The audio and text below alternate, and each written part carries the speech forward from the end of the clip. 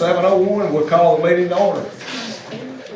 At this time, we're going to change it up a little bit. Mr. Joyner, we want to remember his family tonight. He's, you know, during this time, during the holidays and whatnot, the days to come, and we're going to miss him, and it's a void here tonight.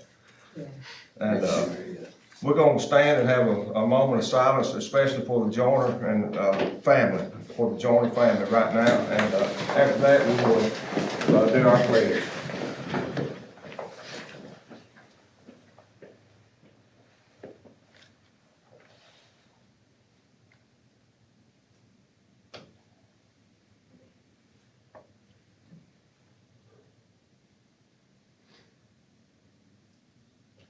Amen. I pledge allegiance to the flag of the United States of America and to the republic for which it stands, one nation, under God, indivisible, with liberty and justice for all.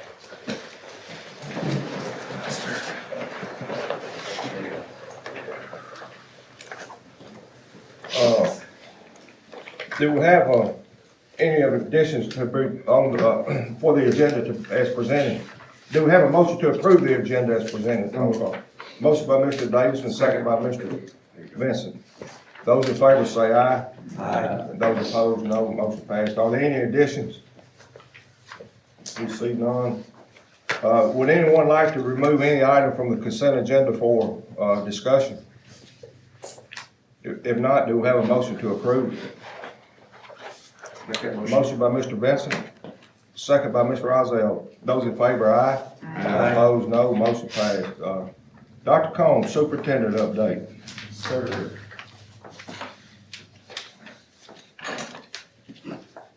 Come on up here. That's a little far away there. Can't see that far. Good evening, everyone. After a few comments, I'll yield the rest of my time to Mr. Bennett to give us an update on roofing and upcoming bathroom projects, because I know you'd rather hear him than me anyway. But first, I would like to recognize two commissioners. Commissioner Copeland, who is not here, he texted me and said he wasn't going to be able to make it tonight, and Commissioner Schofer, who is here this evening. These two men have faithfully attended multiple board meetings, and not because I've asked them to be here, but because they are genuinely interested in and supportive of our students and our schools. So I want to say thank you, Commissioner, for being here. And thank you, camera, for Mr. Copeland, who couldn't be with us this evening. But we really do appreciate y'all's support. Thank you for coming and wanting to be informed. Psalm chapter 112, verses 5 and 6 say, "It is well with the man who deals generously and lends, who conducts his affairs with justice, for the righteous will never be moved, and he will be remembered forever." So I would be remiss if I didn't say how much this school system, especially the Drummonds and Munford schools, appreciated and loved Mr. Joyner. I can recall multiple times when his encouragement, tenacious spirit kept me going. He will be greatly missed, and my love goes out to his family during this difficult time. All of our community is aware of the tragedies that have occurred in schools over the last month, so I have asked Director Chumley to give us an update regarding our crisis management plan and also his interactions with our SROs at the January meeting. So he will be here at the January meeting, probably with Mr. Glenn, and they will go over our current crisis management plan. There are a lot of folks suffering across the nation from some of the things that have gone on, and we just want you to be aware of where we are and what kind of things we've done security-wise here for the kids in Tipton County. If you have questions that you think may be beneficial for us to address, if you wouldn't mind, and if constituents send you questions, please email those to me, and we'll come ready to address those at the meeting Thursday during their presentation. So unless you have any questions for me, I'm going to relinquish the rest of my time to Mr. Hunter. Anybody have any questions for me? All right, thank you all. Thank you, Dr. Combs. Merry Christmas. Good evening. Glad to be here to update you guys on our capital improvement projects. We have wrapped up again, like I said, the extra 2 projects on the roof. We have begun extra 3 due to the project and to the inventory we don't have the projects, the material to begin, the CIAA like I informed you guys last time, but that's where we will begin.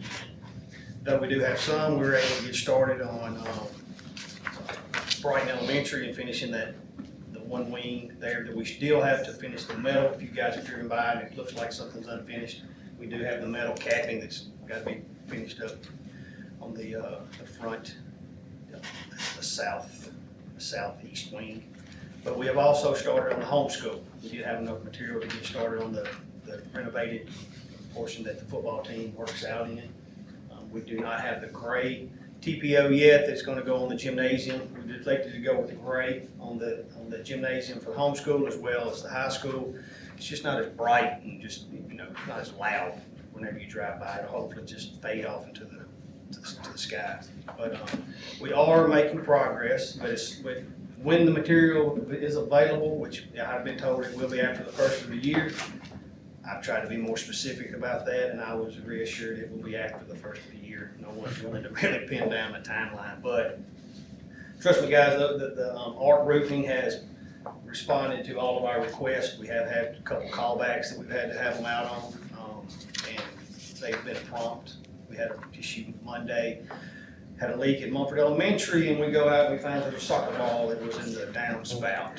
So, but within a 45-minute phone call to Art Roofing, I had a crew on site to address the fact that, you know, it wasn't their problem, but they were there to give us the support. That's probably my grandson. Well, hopefully none of them are watching on tonight, because that's, I'm sure we'll find more. We are gonna try to find some kind of preventive maintenance, you know, it's gonna happen. You know, if it's already happened, it's gonna happen again. So we're gonna try to come up with some kind of screen to cover up the downspouts, you know, to keep future problems like that. Because teachers have definitely shared their appreciation for the new roofs and the fact that they can focus more on education and not chasing the rain, you know, the trash buckets around the hallways. And I've been getting definitely the feedback of they just don't know how, you know, they don't have to watch the weather anymore to see how that's going to affect the inside of the schools. So just all farmers did that. But as far as the bathroom goes, we are still on target to begin on our Christmas break on the 17th when the kids are dismissed. We will be. We've got plumbers lined up to show up at 12 o'clock at Culinary High School. We're going to tackle 4 bathrooms over the break. We've been able to secure enough material to feel comfortable that we can successfully complete 4. We originally had plans to demo all of the tile, grind it all, you know, get it all down to the concrete and grind it, stain and seal it.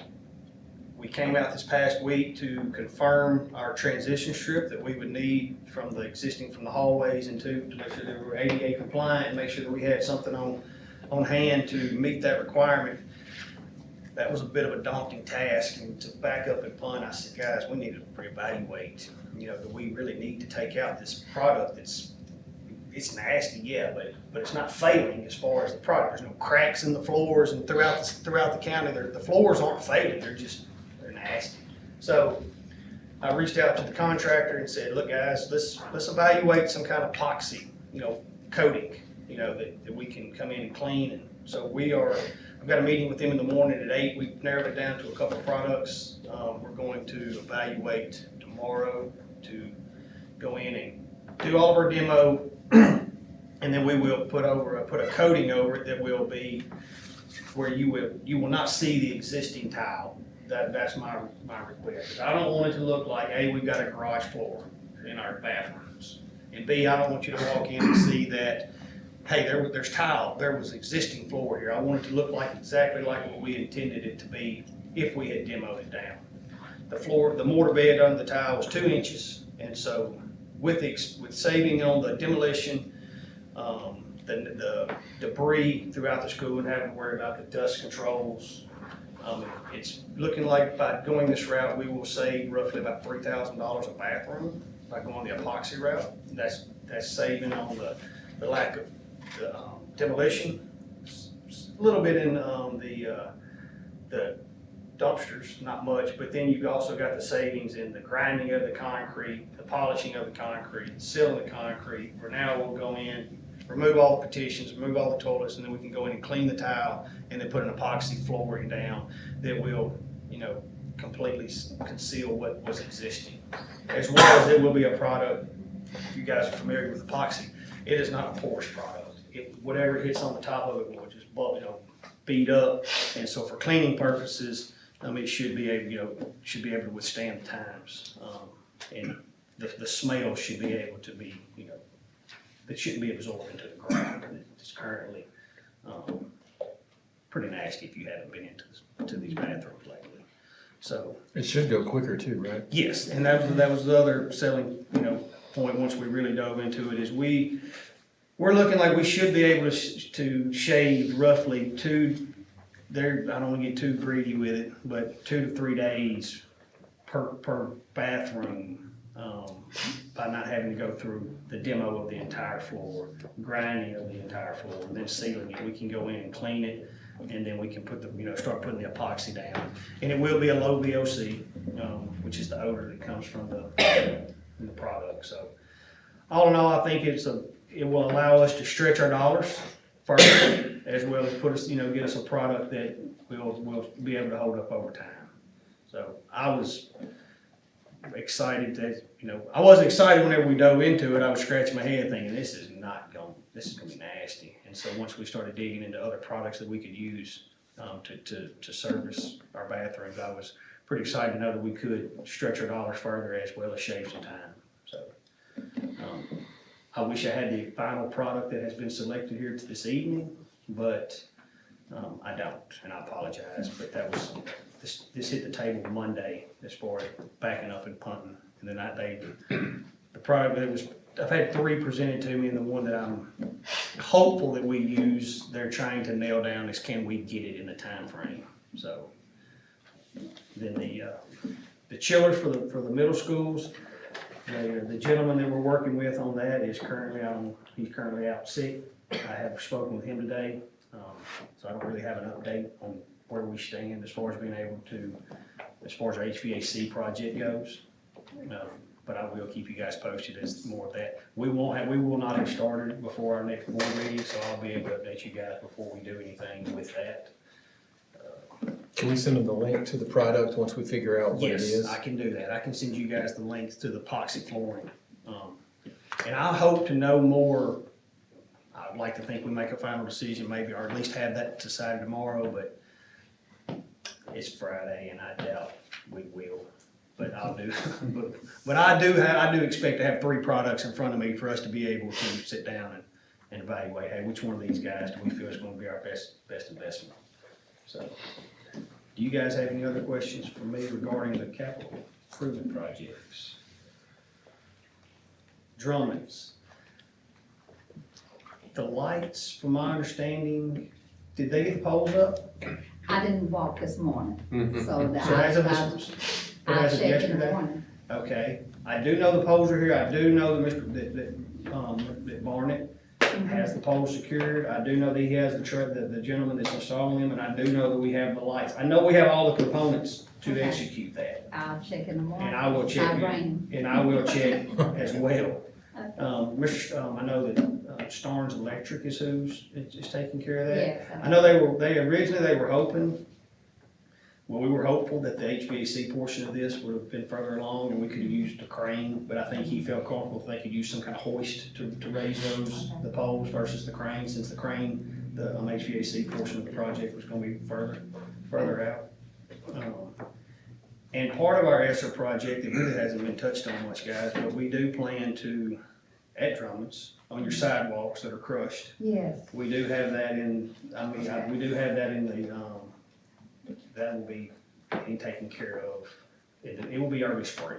We're not gonna tackle it over the winter, but we do have your sidewalks, Mumford Elementary sidewalks, Mumford High sidewalks, and then several other lanes, bus lanes with asphalt that we plan to get accomplished as well. A lot going on. I'd say probably more than has ever happened in the existence of Tipton County School System. So, and I appreciate the opportunity to be a part of it. So, any other questions? Thank you, Mr. Bennett. Thank yes, you. thank Yes, you, sir. thank you, thank you, thank you. Dr. Byrd, Director of Instruction. Thank you, Mr. Murray. I want to start tonight by congratulating Mr. Rusty Richardson from Covington High School. He has been selected as our American Fidelity Teacher of the Month. And Mr. Richardson serves as school counselor, one of the school counselors at Covington High, and this is his 22nd year. So as part of his nomination process, Mr. McLean, who is his principal, and who's here tonight, sitting right there, Mr. McLean wrote, Mr. Richardson performs above and beyond the normal duties and hours expected. At the beginning of the year, he was responsible for scheduling, dual enrollment, and credit recovery for 750 students.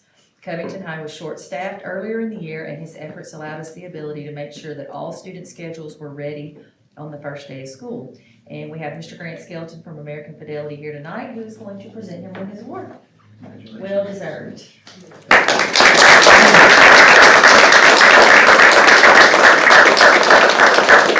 didn't have to say anything unless he wanted to, so. Thank you so much, it's an honor. I do mean that, I really do. Thank you. Thank you, Rusty. Congratulations, thank you. Congratulations. And I try to think it goes well. Rusty and I go way back, we worked with people living together. Long time ago. So the next thing I want to talk about, recently there have been some questions asked about the instructional content in dual enrollment courses. So just to clarify, dual enrollment classes are provided as an option to our students who choose to participate and whose parents consent to the course. Parents are notified of the course syllabus and readings at the beginning of the course and sign giving consent for their students to enroll. The curriculum used in dual enrollment courses is not Tipton County Schools curriculum, but it's written and provided to us by the college and or the university. By offering dual enrollment classes to our students, which, as you know, those are called EPSOs, early post-secondary opportunities. But our students have the opportunity to earn college credit while they're in high school, so it is a great opportunity for our kids. And one of our new dual enrollment classes this year is Culinary Arts. So tonight we've asked Miss Katie Greathouse, who is a teacher at Brighton High School. She is going to come and present a few minutes to you about Culinary Arts. And I do want to say that Dr. Norton, who's the principal at Brighton High, sends his apologies. They have a band concert tonight, but he could not be in two places at once. So that's why he's not here with Miss Greathouse. But Miss Greathouse, if you will come on up and talk to us about Culinary Arts. We're gonna do a lab? Taste test. I don't know. Hello, everyone. I'm also a human services teacher and one of the SCCLA advisors at Brighton High.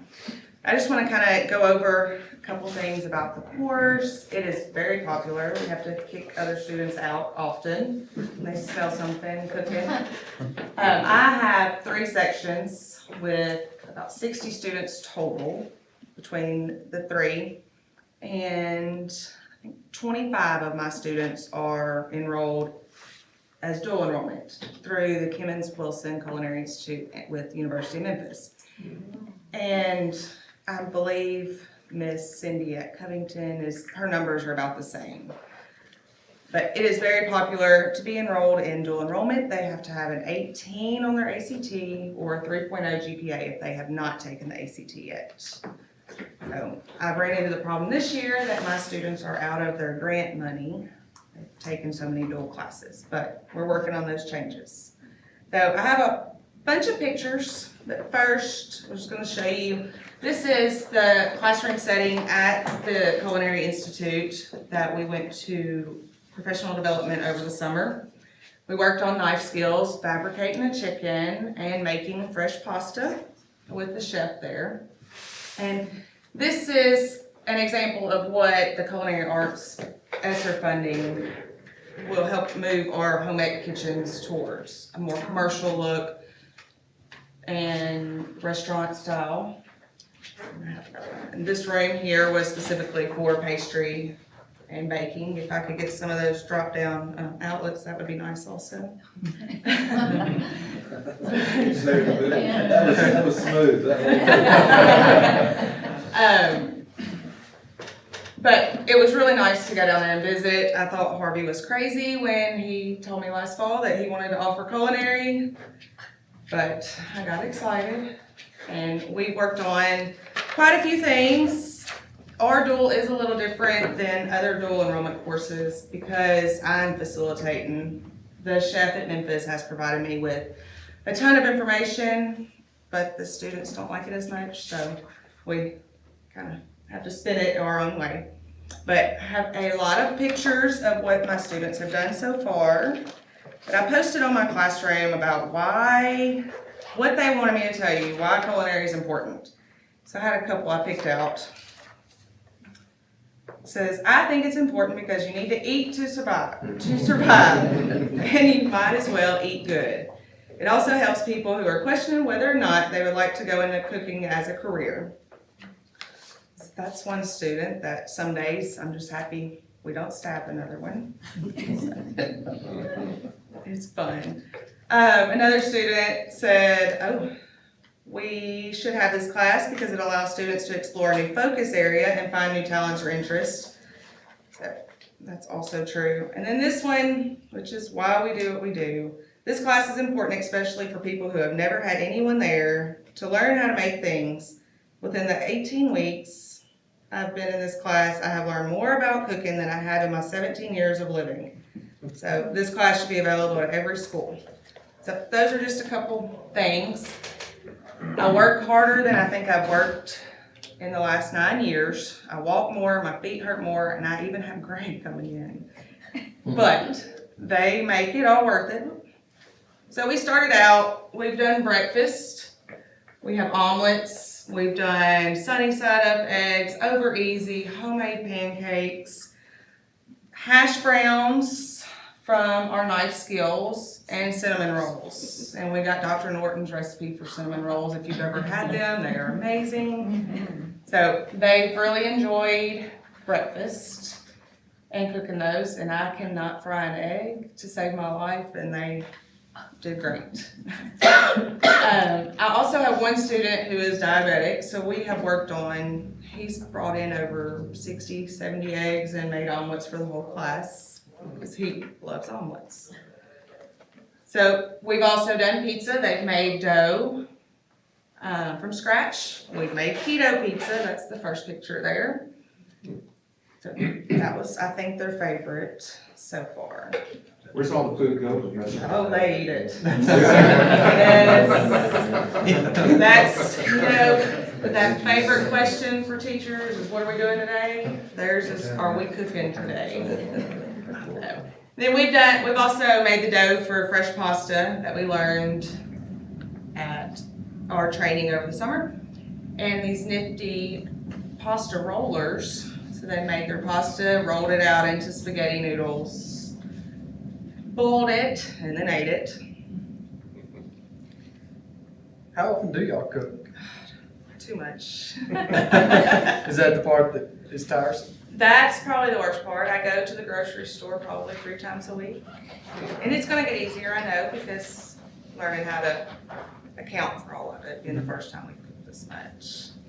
So part of their grading, instead of me taking all the pictures, I have them make a storyboard in their Google Slides so they can upload it and show each step. And I can also catch any safety and sanitation things that I can get onto them. I have one, he's in that one there, Caleb, he likes to touch his hair. If you go into Mumford Navy's, you've probably seen him there. But so this is an example of one of their storyboards they did when they were making cheesecakes for the total leadership visit we had. What's the total number of hours they can get with your class, Katie? As of right now, we've got, since we started this year, they can do 4 courses. So they could do the 12 hours. We're working on the details on them getting the certificate. If they wanted to go to Memphis and finish out just the certificate. So still a learning process, and working with Memphis is different. But this is a couple pictures from the total leadership visit we had last month. And I had students speak. Angelina, that's actually speaking in the bottom picture, there is also enrolled in hospitality and tourism through University of Memphis Online. She's the only student at Brighton that's enrolled, and she enjoys it. We also have one student that will be doing esports, and I don't know much about esports, but we have one, Memphis also offers it, and we have one student doing that next semester. So. And then while Total Leadership was there, they got to mingle with the students and see them working in the kitchen, and they provided them with desserts. They were very sad when they saw them taking multiple desserts. They didn't think they were gonna get any, but they had plenty. Alright, and then I lost my mind over Thanksgiving and decided we were doing gingerbread competitions. And I let them pick whatever they wanted. So these are a couple, we're not finished yet, but these are a couple that they have done. That soccer stadium, they did it pretty quick. And I don't remember what the name of that tower is, but I have about 25 different groups working on gingerbread houses right now. So. All right, and then I took a picture of this bulletin board because it just shows how many different opportunities that our students have now in career and technical education. When I graduated, there was not this many. And I know my partner teacher, Kate, has education and training. We were trying to add up all the teachers in Tipton County that were a part of her teaching as a profession course, and we couldn't add them up. We know for sure there's 5 at Brighton Elementary. That's where the students are they intern at Brighton Elementary. And I know our coding has grown tremendously. Culinary has done great. And then ag and health science, they always expand everywhere. So I just want to say thank you to all of you because we can't go on field trips and do different things if it wasn't for y'all. So the support, I can definitely tell the difference in this is my 10th year. So 10 years I've been here has changed a lot. So do y'all have any questions?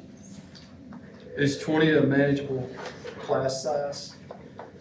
The way the kitchen at Brighton is set up now, it is. But any more than that is tough. And I don't know if, a few of you have seen the kitchen, I know. But I know Mumford and Covington are a lot smaller areas that they work in. So I'm hoping if we do get the ESSER funding for the updates that were approved in there, then it'll open up some areas and you can move a little more. I have a lot of blind spots in mine, and I'm sure they do, because they're like boxes. Maybe Mr. Bennett will look into those drop downs. Hey, if I don't get anything, I need a washer and dryer. Well, you said drop downs already, now is this? That's washer and dryer. So look at that. I'm the You only making a one note of that that, doesn't Hunter? have one. So I take it home. Is Harvey still there? Yeah. They all ignore me when I say He's that. none. Ms. Greathouse, you're doing a great job, and we appreciate you very much. Very much. Thank you. Yeah. Yes, wonderful. All right, is that it? Appreciate you presenting this, man. Yeah. Thanks for the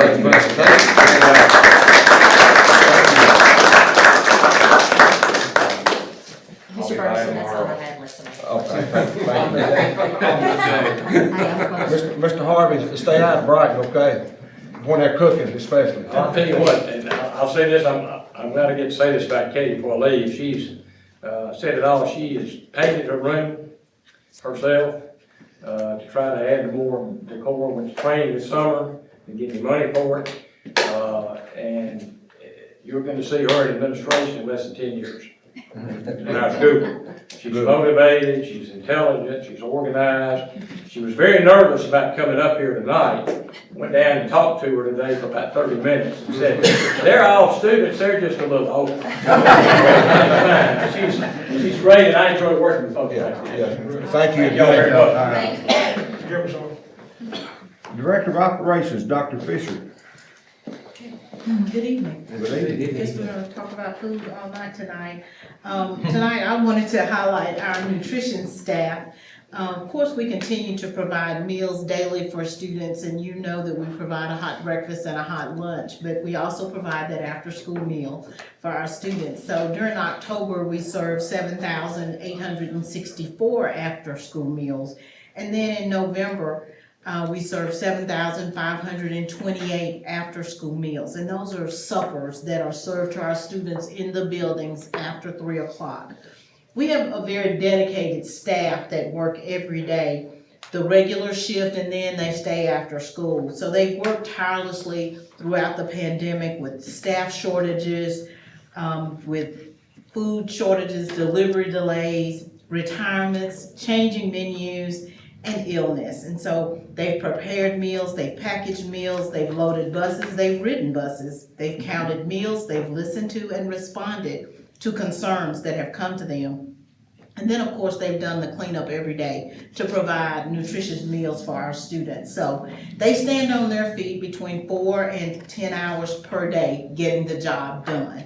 So I think it's very important for us to know that they are very dedicated to our students, and this is part of our support staff. And they deserve a huge thank you as well for their hard work and dedication. So I wanted to definitely lift them up as well. Sherry is here with us tonight. If you have any COVID-related questions, she's here to answer those questions if you have. If not, we're gonna move on. Any questions? Okay, so Will, you wanna come on up? Absolutely. The transportation? Dr. Fisher, can I ask you a question real Sure. quick? You mind? You know, usually, whenever we think about subs and having a sub shortage, we're thinking about the teachers in the classroom, which is obviously an issue. We have a sub shortage Absolutely. across the state, absolutely. But I think a lot of folks don't remember, we need subs for cafeteria, we need subs on the buses, we need subs for SACC, people to come in and work SACC. Is that? Absolutely. All of our support areas are suffering shortages as well. And we're making it happen. When I say that, our staff is stepping up. Some of them are working over to get it done, but they do get it done. And I think that's a very important piece for you to know. Everybody is stepping in. We've had administrators that have worked in buildings, of course, the nutrition supervisors working in the cafeteria lines. We've had COVID-related illnesses, so when staff is out, somebody still has to prepare those meals, and we've not missed a meal. So I think that's important. Our buses are running every day. We've not, we may pick up a child late, but we're getting them to school every day. School-age childcare is open, and we've had some really close calls on school-age childcare. We've limited those numbers because we don't have individuals coming in and applying for those positions. And so we definitely are supportive of our support staff, and I want you to know, we always talk about the instructional side of education, but these are the people that are here. I call them, they are hidden in plain view. They're here every day doing the work that needs to be done to support and make sure that the instructional staff is able to do what they need to do. And that includes our maintenance department. I don't want to leave any of them out as well. Dr. Fisher, have you been able to use any of the certificated employees? We have offered bus drivers. We wanted to find out if they wanted to get their CDL or if they had their CDL, to see if they would drive buses for us. And so we're just kind of looking at all of the different options. Dr. Combs and Mr. Daughtery, we are all working together to try to come up with some solutions in terms of what is it that we can do. And one of the things that we have to look at is the competition within the community in terms of our businesses like McDonald's and I can't even think of the names of the different businesses, but places that are offering larger salaries, benefits that sometimes we're not able to offer because a lot of our people are part-time. And so that's something that we have to consider as we move into next school year. That's one of the things we're gonna be looking at. We'll have to look at our salary structure in terms of trying to keep those individuals that we have. The bus drivers and our cafeteria staff have really worked nonstop. Those bus drivers that drove during the summer, but our cafeteria staff has never stopped. We've never stopped serving meals. Even when we were out for COVID, they started delivering to the communities, and a lot of people aren't aware of that. And so some of them are tired, but they continue to do what they do because they love the kids. And that's what it's all about. Are we compensating the ones that we're asking to do extra work? Yes, absolutely. Yes, sir. Yes, sir. Thank you. Yes, ma'am. Thank you, Dr. Fisher. You're welcome. Thank you. I'd like to add on what Dr. Fisher said about the bus drivers. I had no idea when I started here about, you don't think about bus drivers or what they go through, but a lot of our drivers are doing double and triple routes, every day. It is really amazing to me to see, how hard they do work, especially, a lot of drivers don't obviously pay a lot of money, but, to see so many of them that do it just for the kids was impressive to me. But I'm here, we submitted some bids for one new special ed bus back on November the 19th. opened up the bids that day.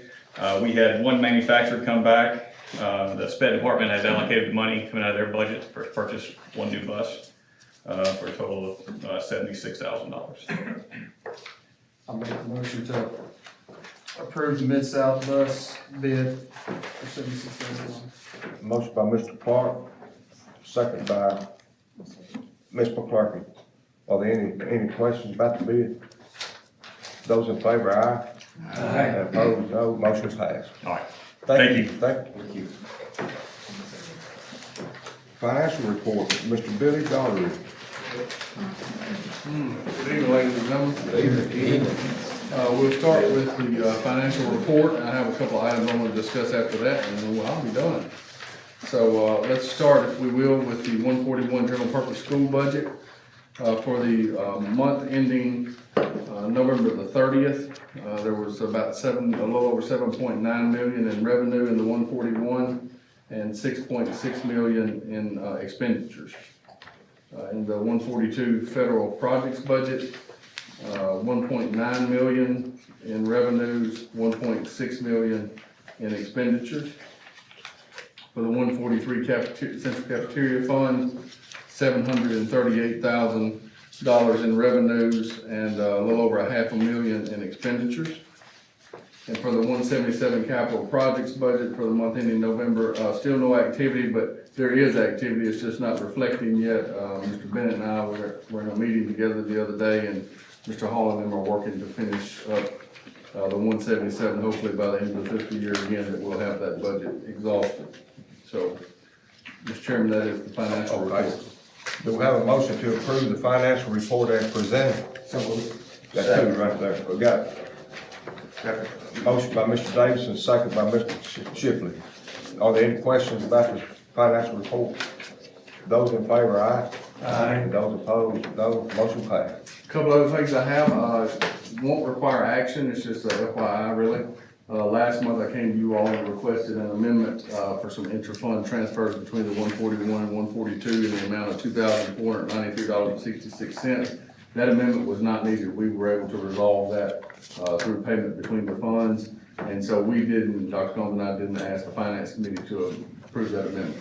I just want to bring it, I told you all last month that we would be carrying it potentially, but we did not. And so I want you to know that.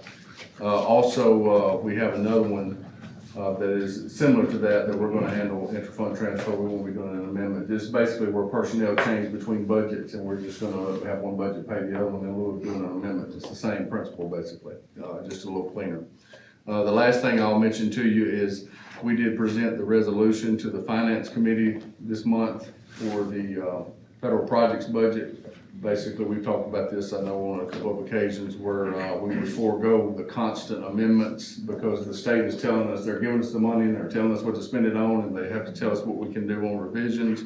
And so we prepared a resolution, presented it to the Finance Committee. They took it under advisement Monday night.